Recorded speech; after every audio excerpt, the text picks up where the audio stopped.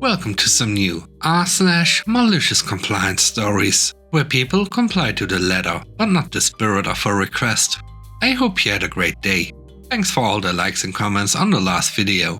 If you would like to support this channel, please hit the like button and consider subscribing if you enjoy the content. And now, let's start with the first story. It's called Trash Can Times. We live in an HOA, and if you don't, lucky you. We have never had any real problems. They don't do much other than make sure the park and gardens look good. For whatever reason, they decided to add a new rule. It wasn't needed, but I guess they got bored and wanted something to do. Maybe someone kept leaving their trash cans out all week. Fine, just ask them not to. It's not that hard. The new rule states when trash cans can be put out.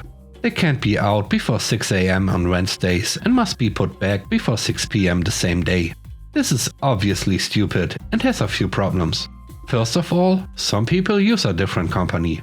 The HOA provided one goes on Wednesdays and it's cheap, so most people use it, but you don't have to.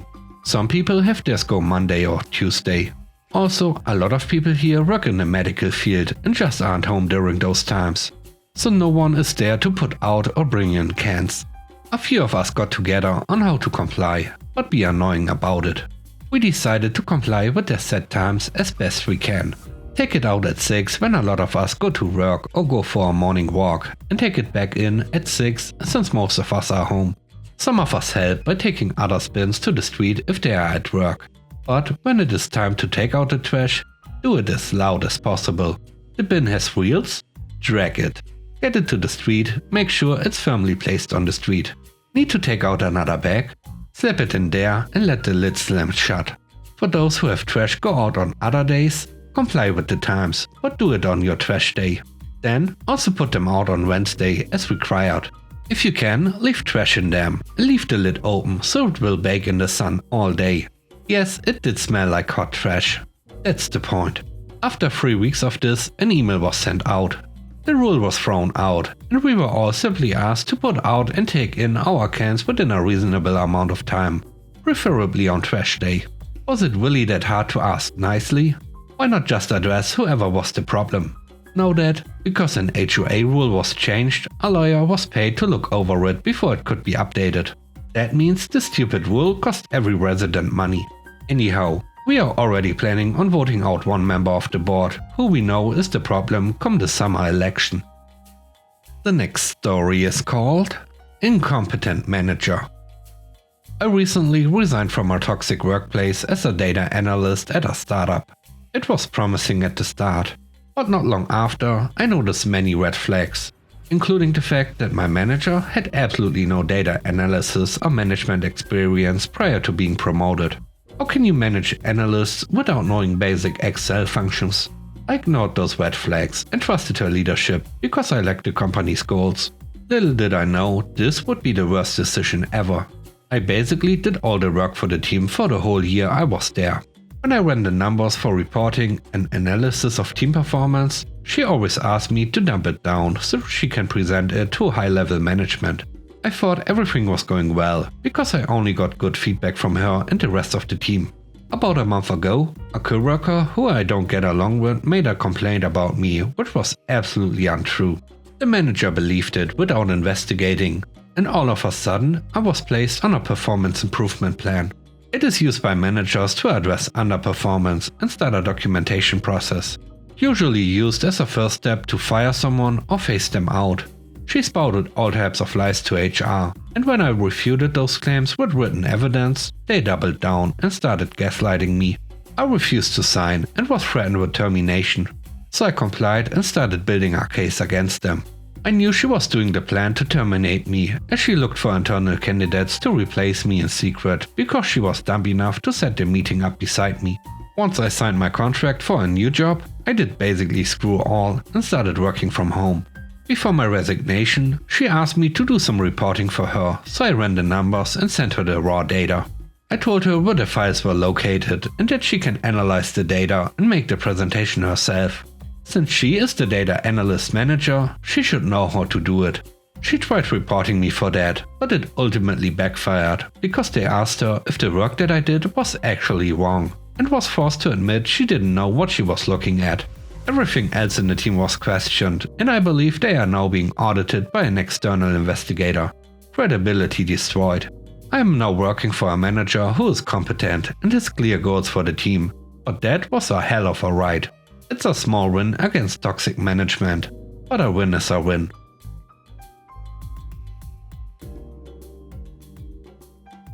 The last story is called Leave It Red. Back in the early 2000s, my mother worked as a cleaner for a couple of places and took me with her to help. One place we worked for was the only real estate place in town. We cleaned up before the people who worked there got in. When I started there, it was small and somewhat dirty. Old smelly cubicle, partitions in faded brown, off-color walls and grey dirt in the linoleum. We cleaned, and I literally couldn't tell the difference after we were done, except the mirror in the washroom not having any spots on it and the floor being red from the fresh mopping. Then the town started becoming a cottage town, and it is decided that they will move to a nicer place. Cottagers might find the grimminess a little off-putting. The new place had a bit more space, brand new blue cubicle partitions, newly painted walls that still smelled the first day I cleaned in there, and a cheap hardwood panel floor. That floor was a bit of a problem. Before, when we mopped, we would just leave the water to dry on the linoleum. We could do that because we got there at around 6:30 and they opened at 7:30. The place was small enough that it was mopped by around 7 before we left and would be mostly dry by the time people arrived. If we did the same thing for the cheap wood floor, my mother was worried we would have water seep into the cracks between the wood panels and rot them. So a new method for mopping was devised. First I dunk the mop, then wring the mop lightly, mop up, wring the mop again but fully this time, and then mop up as much of the excess water as possible. This new method visibly got a lot more water off the floor. By the time we left, some of the earlier mopped areas would look mostly dry. Good solution, Mom. A couple of weeks into the new place, my mother gets contacted by the manager and a new order comes in that we are not to dry the floor. I asked if she explained why we dried it. She had. I found this order a bit baffling at the time, and it only occurred to me today the reason why he ordered this. The manager got in earlier than everyone else at about 7:15, so I actually saw him a few rare times when we ran late. The old floor would still have been visibly wet in the old place when he got in.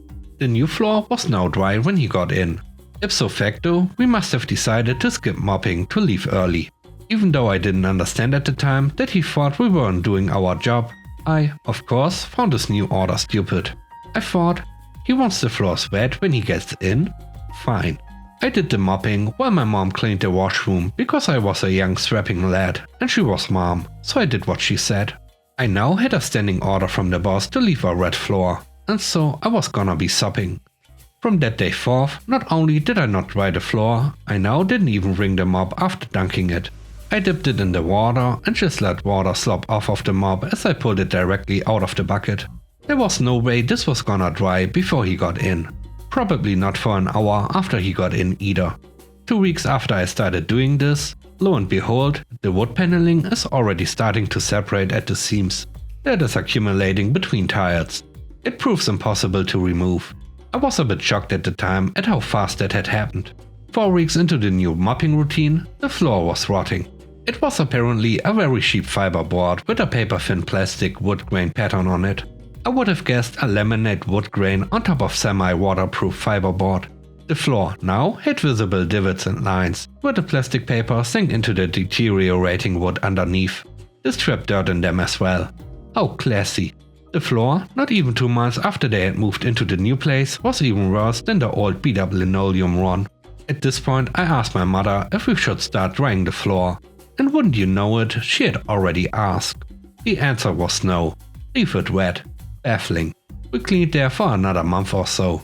I barely felt safe walking on the floor as it was a now tripping hazard with warped parts popping up. It was also disintegrating. Splinters of wood would pop off every time I swept.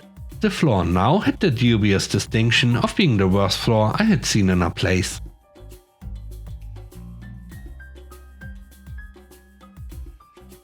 And with that, we end today's video.